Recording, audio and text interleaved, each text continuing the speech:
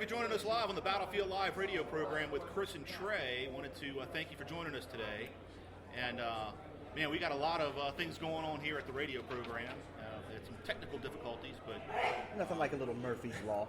That's right. So we've been interviewing a lot of people and wanted to bring on some of our friends from the Club of Growth. And so why don't you go ahead and introduce yourself and... Sure. And we'll get started here with Club for Growth. Yeah, I'm Doug Sachtleben. I work as the communications director for Club for Growth. We work out of D.C., but we work for economic liberty, economic freedom.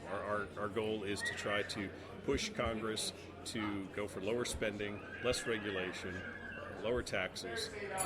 We do a scorecard that we do for our members of Congress that a lot of our members receive that tell how the congressmen throughout the country, how your representative does on these kind of votes, how your senators do. And then we have two PACs that help try to elect candidates who will hold to economic freedom as being a chief tenet, going for those kind of issues that we fight for. Now, Doug, one of the things that you're talking to people about, you handed us a paper, and I even commented about it. It says Trump can be stopped, and I even went as far as to say Trump must be stopped. But Club for Growth has identified some vulnerability in Trump. Talk a little bit about what that vulnerability is, and for our listening audience, how they can kind of help to get that word out that he's not a shoo-in. It's not a guaranteed victory. Absolutely, you're right, Trey. I mean, we're at a place where the delegate count, I think he's in the 300. So we're still a long way to go in this process.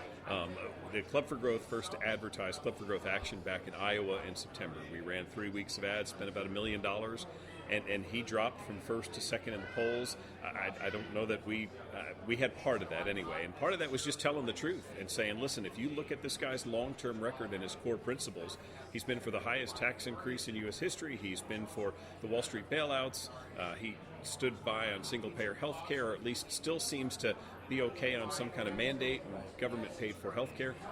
These are not the kind of principles that should be leading the party and the Republican Party, on the party of limited government and free enterprise. It really is quite amazing. Our guest today is Doug, is it Sachtleben? Sachtleben. Yeah, Doug not an easy one. The Club for Growth. Club for Growth has kind of had this odd sort of boogeyman. Not a lot of people know who's involved with the Club for Growth, but it's actually a pretty large organization.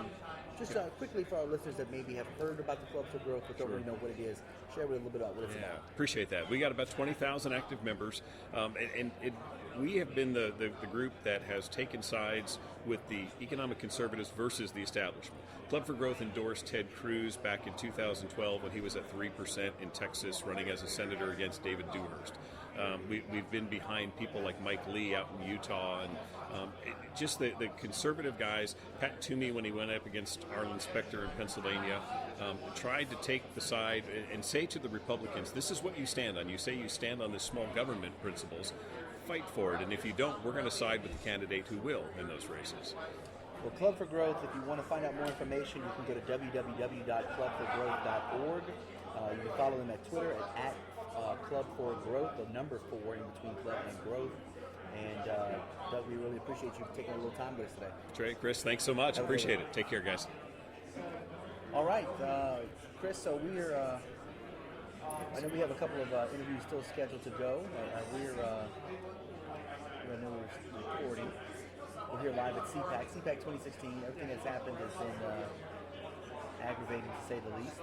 Yeah, we've had some technical difficulties, but we're resilient. We're going to get through it. Resilient. Resilient is That's the word. the key word there. Resiliency. We have a rugged individualism. That is correct. So we are espousing conservatism just by the way that we are handling the misfortunes of technological difficulties. That's right. So we're going to take a quick break, and when we come back, we're going to dig a little bit more into this. So stick with us through the break, and we'll be back from CPAC